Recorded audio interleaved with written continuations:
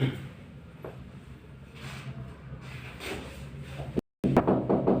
masuk. Assalamualaikum. Waalaikumsalam. Woi, dari mana? Dari kosan. Eh, Bosan juga tinggal di kosan, nggak ada teman. Tidur terus saya di sana. sama juga dari tadi nggak ada kawan. Nah, di situ tadi telepon saya, tiba-tiba datang di sini ngobrol-ngobrol, ya udah datang di sana. Gitu. Tapi maaf nih, Mbak bawa rokok. Sama nih. Gimana nih pertanyaan tadi? Soalnya tadi ada yang penting banget yang mau disampaikan. Iya nih gue punya pertanyaan buat kakak nih. Nah, Jadi pertanyaannya tuh soal belis di Sumba kan. Soalnya gue dengar-dengar itu kalau di Sumba itu belis cewek kan. Iya sih mahal sekali katanya.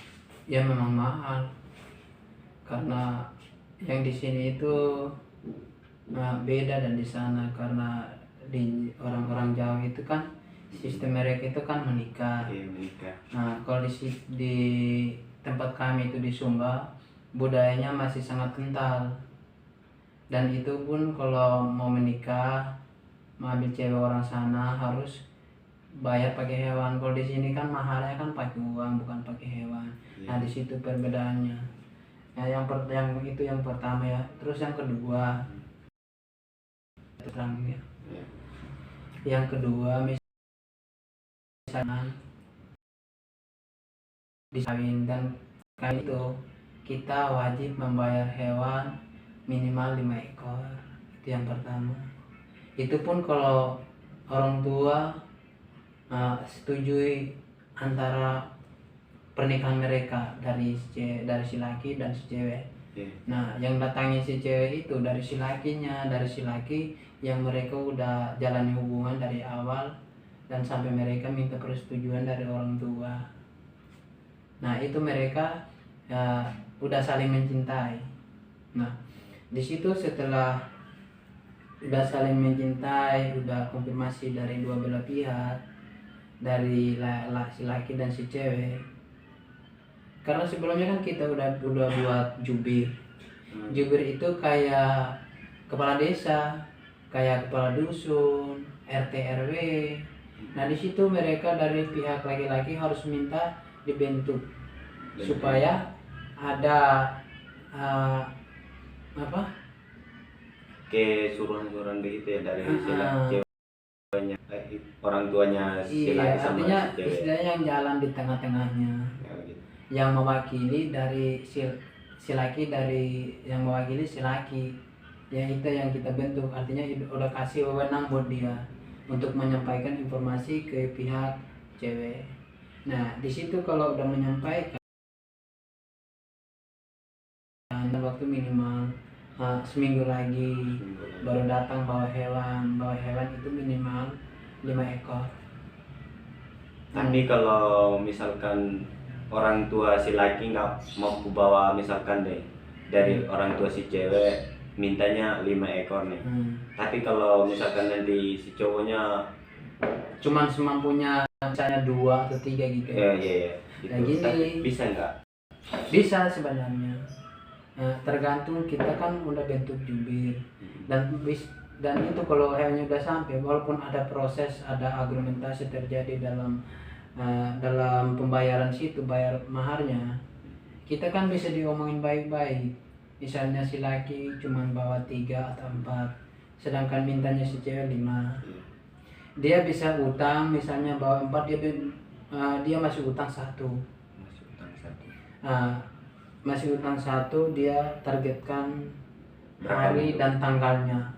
Tanggal sekian ini saya akan melunasi yang 1 biar 5. Nah, begitu udah itu udah sepakat, kita harus udah ada sahkan, dan itu udah bentuk saksi yang saya bilang tadi, jubir kan itu ada saksi. Tinggal minta persetujuan dari si laki dan dari si cewek dan si laki, apakah mereka setuju gitu.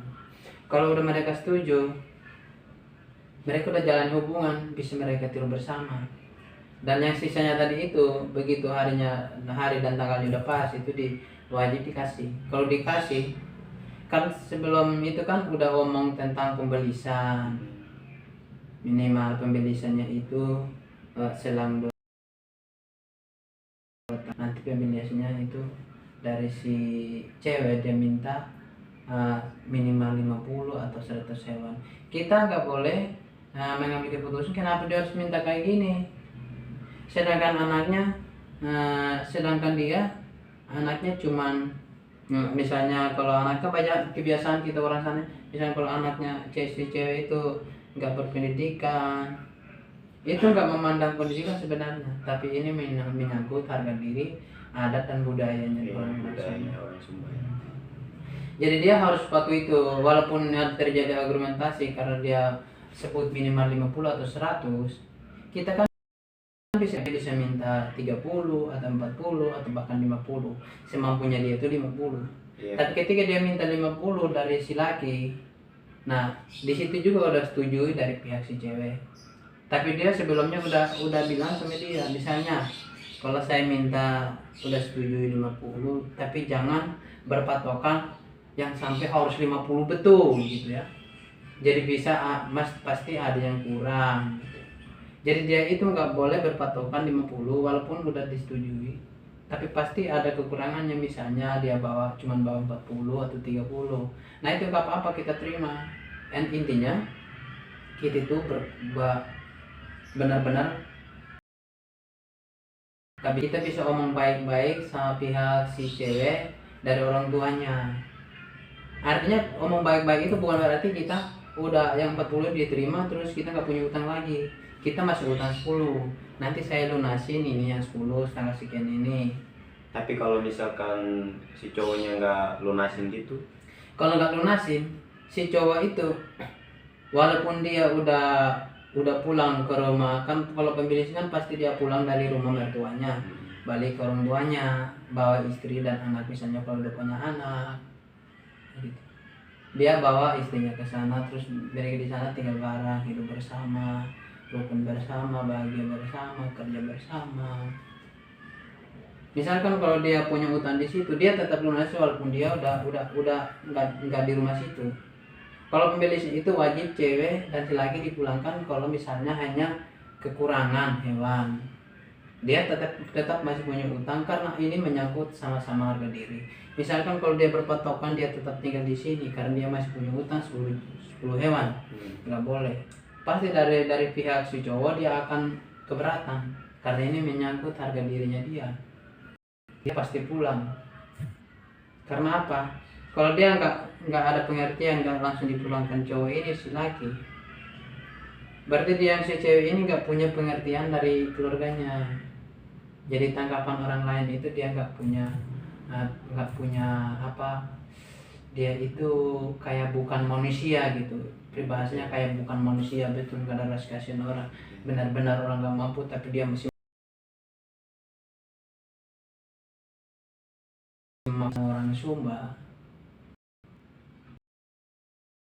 Ya lo itu di orang Sumba nggak apa-apa, intinya lo ikut budayanya dia.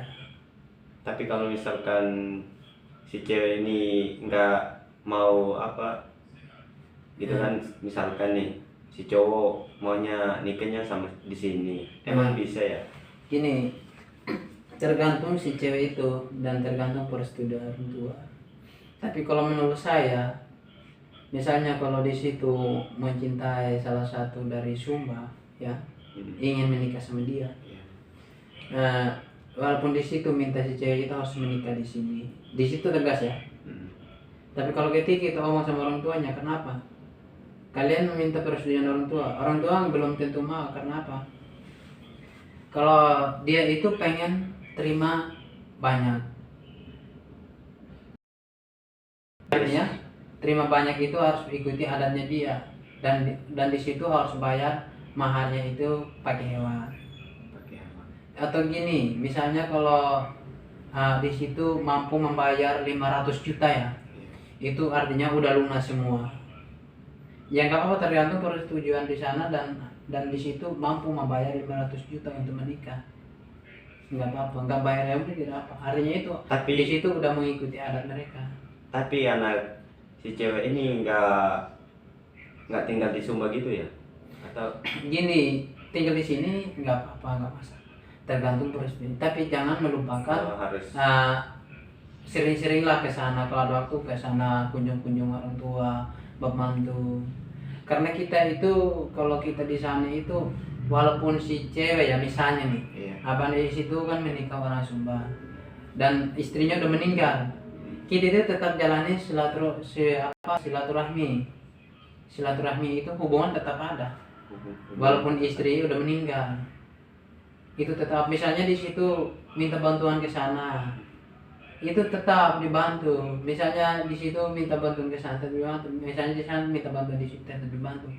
Karena hubungan itu nggak akan memutus, tetap ada. Kan di sini kan saya lihat orang-orang sini, kalau mereka udah menikah itu masing-masing rumah, bahkan bertahun-tahun baru berkunjung ke bulan. Ini keluarga sendiri, ini kakak sendiri, adik sendiri. Kalau mereka udah berumah tangga, mereka itu palingan setahun sekali, bahkan setahun pun nggak ada yang datang berkunjung. Makanya di situ, kalau kita orang Sumba sana bedanya silaturahminya itu tetap berjalan, hubungannya tetap berjalan walaupun Tetap istrinya saling meninggal. Apapun itu tetap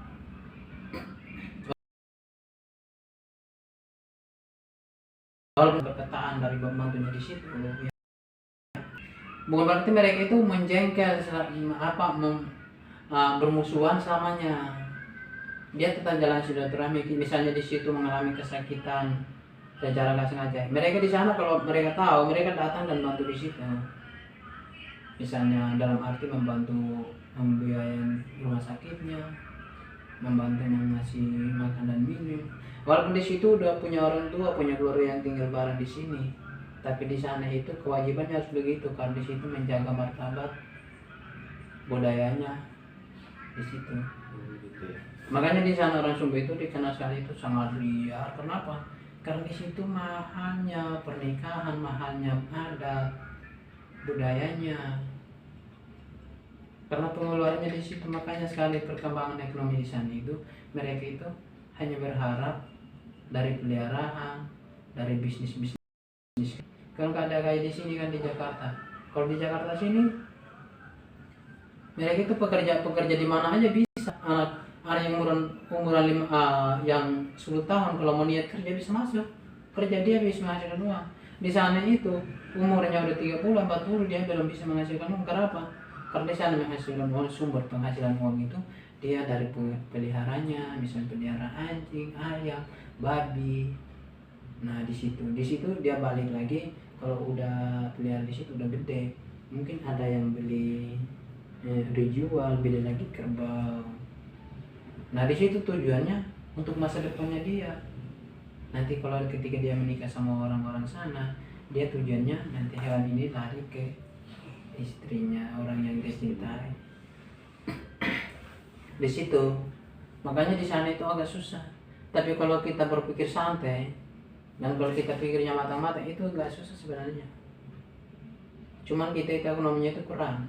Tapi kalau ekonominya udah matang, enjoy aja. Makanya di sana itu dikenal sekali itu budaya sangat kental, masih kental, dan itu sangat bisa dibilang kental. Orang-orang sini itu di sana masih sangat unik, masih sangat kampungan gitu. Iya. Karena budayanya di sana yang mempengaruhi. Budayanya sangat mempengaruhi perkembangan ekonomi di sana. Jadi makanya kan kebanyakan kan orang Sumba dari sana itu, orang NTT itu di mana-mana kota itu di sudut kota dari Bang sampai Merauke itu pada orang Sumba semua pekerja. Karena di sana itu penjabatnya itu kan lagi penjabatnya main-main, udah jadi DPR, udah jadi bupati, udah jadi kepala desa, bahkan di jalan-jalan yang pendalam pun belum masuk semua sekarang. Ada penyaluran dana dari presiden untuk masyarakat, palingan yang sampai cuma sekian, dan itu digunakan untuk ini, bukan digunakan untuk fasilitasnya apa, aktivitas jalan raya, irigas. Nah, di sana itu masih sangat membutuhkan itu, cuman penyaluran dana dari atas itu dan dari bahan yang terima itu seperti DPR, bupati, dari pusat, itu nggak benar. Makanya di sana itu sampai sekarang itu dari NTT itu dari bangsa Merauke, mereka pada kerja semua karena melawan kerja di sana nggak ada. Kalau ada di sana ngapain orang-orang Sumba terpencar di pelosok-pelosok kota cari kerja. Karena di situ, makanya kami itu datang ke sini. Nah, semoga aja pengalaman kami di sini itu bermanfaat dan bisa membawa suasana yang lebih baik untuk kedepannya, membangun sumber daya yang lebih maju lagi untuk kedepannya. Tapi selama datang ke Jakarta sini betah begitu ya? Betah aja sih. Sebenarnya kalau kita pikir-pikir, orang tua di sana, keluarga, itu rasanya sakit. Tapi mau gimana lagi? Namanya kita pejuang masa depan. Mau kita harus menahan rasa sakit itu, walaupun kita kangen sama orang tua, kangen sama keluarga, kita menahan di situ. Karena apa? Karena kita pengen mewujudkan masa depan itu dan pengen di kota saya itu lebih maju lagi gitu kan prinsipnya. Karena di sana juga kebanyakan orang-orang yang ilegal dan arti nggak sesuai peraturan yang ditetapkan dari presiden, pokoknya nggak mematuhi aturan undang-undang dan Pancasila. Kebanyakan di sana tindakan itu, bahkan tindakan itu dilaporkan. Orang yang taati aturan itu bisa timbul balik, dia akan kena, padahal dia itu udah tahu persis bahwa dia salah melanggar hukum. Tapi itu bisa dibenarkan karena apa? Karena di sana itu kan sistemnya duit, makanya hukum di Indonesia itu masih dibeli dengan uang. Padahal sistem hukumnya sendiri itu, produk hukumnya sendiri udah berjalan dengan baik dari dulu sampai sekarang. Cuman orang yang jalani. Maka saya bilang di dunia ini bertentangan. Kalau kita ngomong tentang agama, di dunia ini bertantangan sekali. Kenapa? Apapun yang terjadi di sini kita tidak dapat menanggungnya, melainkan Subhanahu wa Ta'ala, Tuhan yang Maha Kuasa. Jadi kita jangan heran, kenapa dia harus berbuat ini, berbuat itu, bahwa ini pelanggaran. Jangan berbuat itu. Karena Indonesia, kenapa Indonesia nggak ada hukum mati?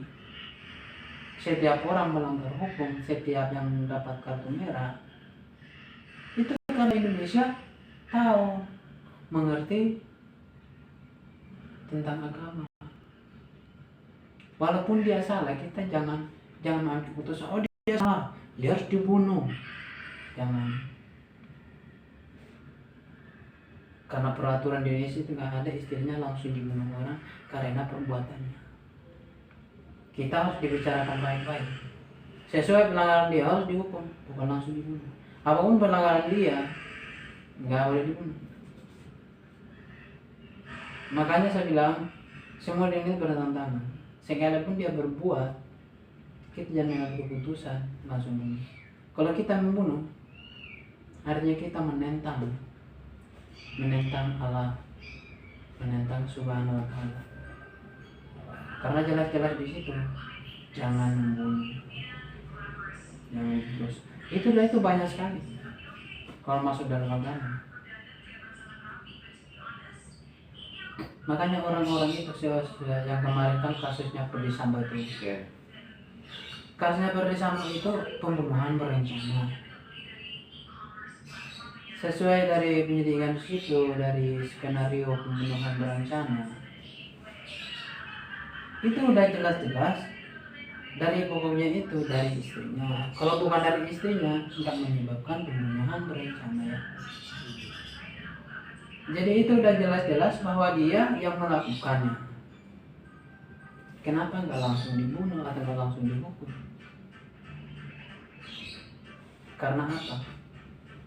Masuk dalam HAM, setiap warga Indonesia mempunyai hak asasi manusia, baik yang sudah mengandung maupun yang sudah terlahir. Dia udah punya hak asasi manusia. Hak asasi manusia itu, sekalipun dia benar, dia harus bisa melindungi dirinya karena ada HAM, hak asasi manusia. Jadi dia wajib berpendapat dan wajib ada masukan. Jadi nggak ada yang istilahnya mengambil keputusan secara instan langsung, oh ini ditegakkan hukum, ini udah tahu bahwa ini membunuh orang harus ditegakkan. Bukan baik dan orang yang nggak punya pangkat, apalagi orang punya pangkat, pasti kita masih dieksekusi. Skenario itu pembunuhnya seperti apa, lalu bunuhnya dari mana, terus lukanya berapa, itu perlu dipertanyakan. Indonesia ini harus penuh dengan perkataannya. Jadi kalau ada istilahnya itu langsung dibunuh. Makanya saya dibilang kita itu berusaha. Dan arti berusaha itu kita sekolah, kita punya masa depan nanti yang cerah, punya pemikiran yang luas. Sekalipun dulu itu ada masalah ini kita harus diubah, itu masih butuh proses. Karena Indonesia itu nggak ada istilahnya mengambil keputusan instan. Saya omong begini, mungkin ada yang lebih pintar dari saya. Jadi kita jangan pikir itu, oh saya hebat, saya ini. Kehebatan itu bukan dalam diri kita sendiri, tapi dari orang lain juga. Kehebatan itu masukan dari orang lain. Terus dikatakan kebaikan itu karena kita benar-benar hati kita itu didasari dari perasaan. Perasaan itu dari mana? Kalau kita benar-benar menabur, pasti Tuhan akan menuai benih yang baik. Intinya kita jangan lupa bersyukur. Apapun hidup kita itu jangan lupa menuai kepada Tuhan, menabur kepada Tuhan. Karena segala-galanya Dialah yang berpegang teguh dan berdaulat atas segala-galanya apa yang terjadi di dunia ini.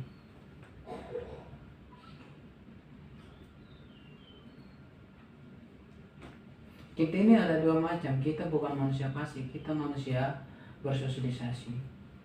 Jadi kita harus wajib bersosialisasi. Karena ada dua macam. Nah disitulah kita harus mengetahui kehidupan di situ.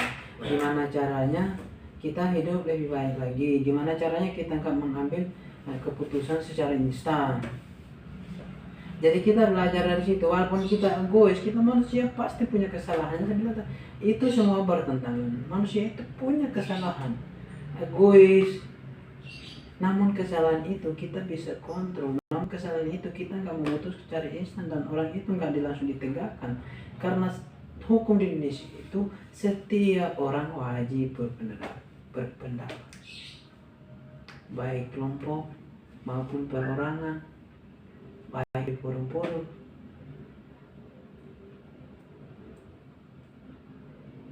Walaupun dia bukan pejabat, nggak punya pangkat apa-apa, karena Indonesia hukum itu dijamin semua, dari kecil sampai dewasa, dari muda sampai tua,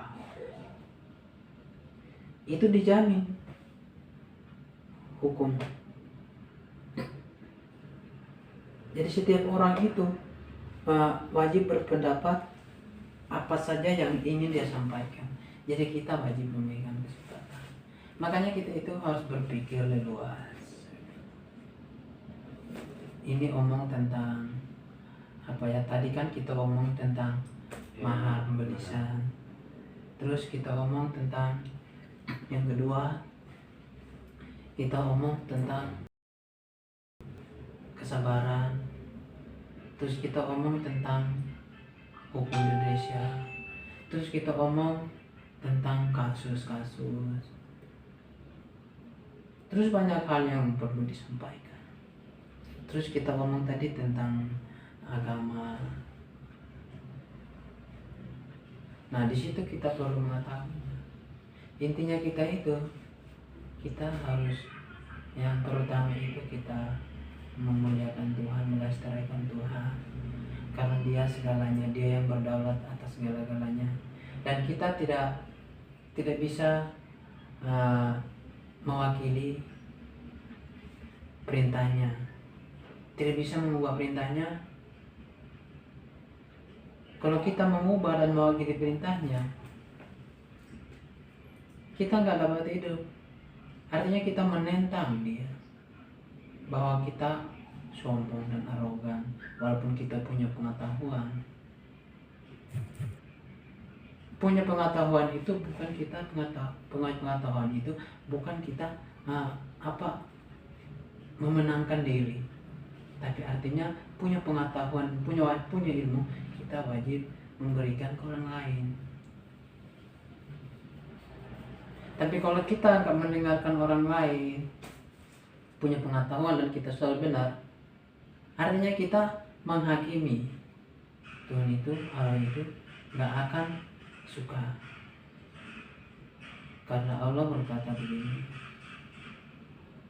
jangan kamu mewakili sesamamu, jangan kamu berbuat dosa. Walaupun kita berbuat dosa, kita ambil aja dari Adam dan Hawa. Dari perkataan Adam dan Hawa, kenapa Allah memerintahkan Adam dan Hawa di taman Firdaus ya, di taman Firdaus itu. Dia memerintahkan di situ agar menjaga taman di situ, menjaga buah-buahan. Nah, di situ pertanyaannya, kamu boleh memakan buah itu, tapi ada satu buah yang gak boleh kamu makan dan gak boleh kamu langgar. Terus Adam dan Hawa di situ karena kelaparan, karena suruhan iblis, bisikan iblis, pengaruh iblis, akhirnya dia melanggar perintah Tuhan dan memetik buahnya dan makan.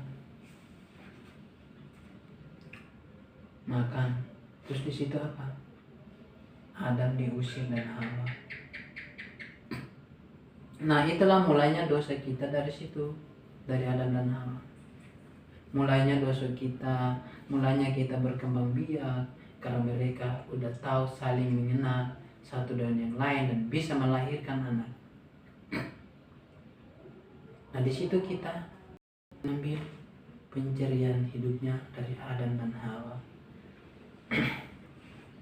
Jadi itu saja yang perlu saya sampaikan. Ya, terima kasih banyak atas penjelasannya. Oke. Sama-sama, dan itu semoga itu bisa bermanfaat untuk kedepannya. Ya. Salam sehat. Jangan lupa like, comment, subscribe. Salam sehat teman-teman Indonesia Jaya. Untuk teman-teman yang berada dimanapun Anda berada, dari Bang sampai Merauke, semoga kalian sehat selalu dan dimudahkan segala urusan dan rezekinya dilancarkan oleh Subhanahu wa Ta'ala. Salam sehat, salam sejahtera, Indonesia Jaya. Kami anak muda. Ini aja.